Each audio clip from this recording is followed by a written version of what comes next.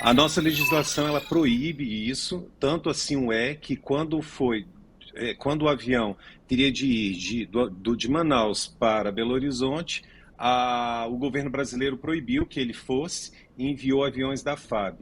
Nós temos inúmeros dispositivos legais, a súmula 11 do STF, que proíbe a utilização de algemas para pessoas que não tenham qualquer receio de fuga ou que não apresentem qualquer tipo de perigo à integridade física da pessoa ou do próprio policial que está prendendo aquele cidadão. Então, se nós temos esse ordenamento, se nós temos esse entendimento jurídico, essas pessoas não poderiam ter sido trazidas da forma que foram.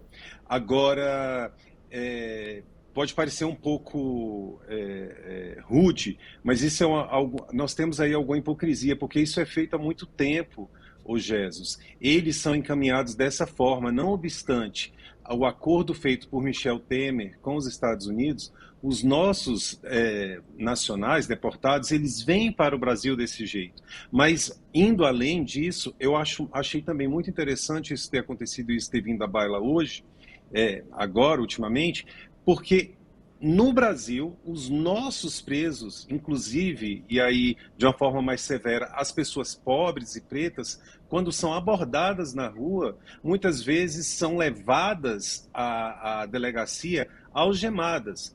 Por quê? Qual a razão?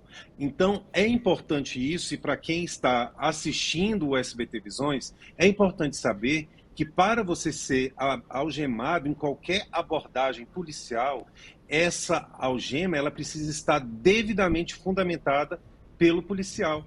A súmula 11 ela nasce a partir do julgamento do José Silva, um pedreiro que passa o julgamento inteiro algemado.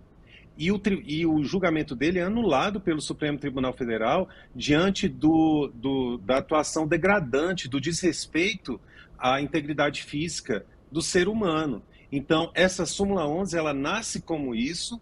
Nós temos aí estrangeiros não, nacionais vindo para o nosso Brasil como criminosos, mas nós temos de olhar um pouco além. No Brasil, quando os nossos irmãos são abordados por policiais, e aí eu ratifico, pretos ou pobres, eles são abordados, eles são algemados sem a necessidade. Eles são levados à delegacia e muitas vezes algemados no camburão sem a necessidade. Então, há de se ter um respeito à integridade, a todas as convenções, né, os pactos assinados, São José da Costa Rica, etc., que prevêem o tratamento digno a todo e qualquer cidadão.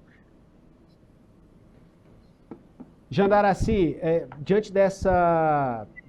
Enfim, chamou muita atenção, como o Peter bem pontuou, isso já ocorria na gestão Biden, 32 voos dessa natureza, exatamente dessa forma aí que ocorreram durante a relação Biden-Lula, e essa chamou muita atenção porque é o Trump, mas a gente tem aqui outras ações do Trump também a destacar e que chamam muito a atenção, especialmente da comunidade latino-americana, que começa a se organizar, né, o Jandaraci, para lidar com essa nova gestão da presidência dos Estados Unidos. Queria a sua análise. Eu acho super interessante nesse momento de tudo que a gente tem visto, principalmente essa união. Porque, na verdade, se a gente para observar, Peter, mesmo já sendo uma prática americana, um modelo de deportação, como eles tratam as pessoas que estão deportando, os deportados, as pessoas que ficam na fronteira, isso não é novidade. Mas o ponto é o nível de ameaça que tem sido feito principalmente a soberania de vários países. Então, a América Latina se posiciona hoje dessa forma, é muito importante. Se posicionar dessa forma é muito importante. Porque também há de se entender, e acho que talvez o presidente Trump precise entender, que Estados Unidos não é mais o centro do mundo.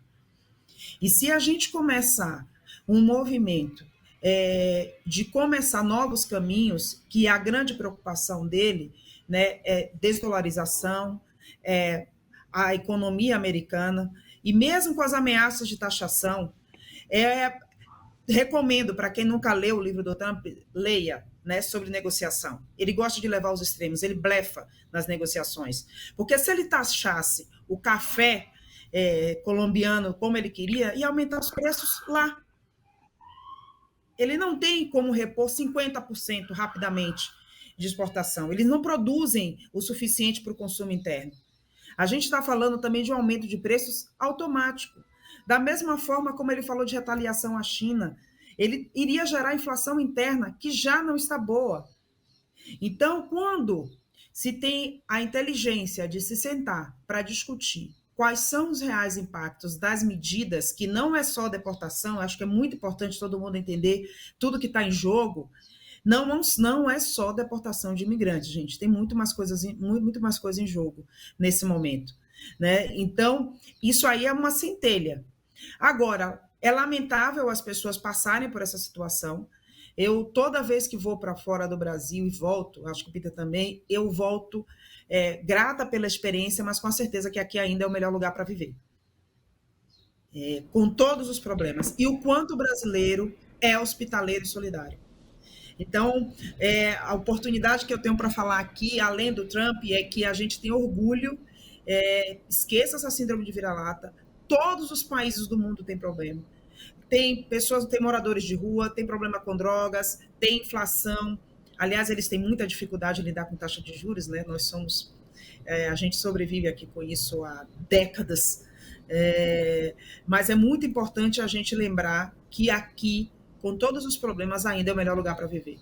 Hoje, mesmo as pessoas legalizadas estão apavoradas em fazerem as suas rotinas normais, porque virou quase uma caça às bruxas. As pessoas estão sendo denunciadas. O que aconteceu ontem, por exemplo, de um professor denunciar crianças, é o que a gente está vendo, é o máximo que a gente já viu de xenofobia nos últimos tempos.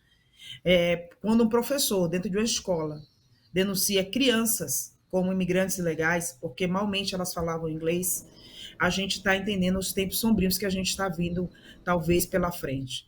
E acho que essa união da América Latina é um recado também, pode ser uma mensagem de que a gente está unido. Pois é, Jandaraci, tudo que você disse ratifica o que eu entendo.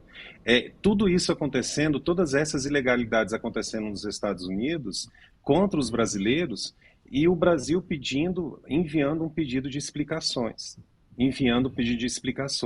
Então, quando eu falei da questão de uma certa hipocrisia, é porque no Brasil os policiais desrespeitam os próprios nacionais e usam a algema de forma indiscriminada. Então, quando a gente observa isso sendo feito com os nossos nacionais lá fora, o que eu quis dizer é que nem mesmo dentro do nosso território isso é respeitado.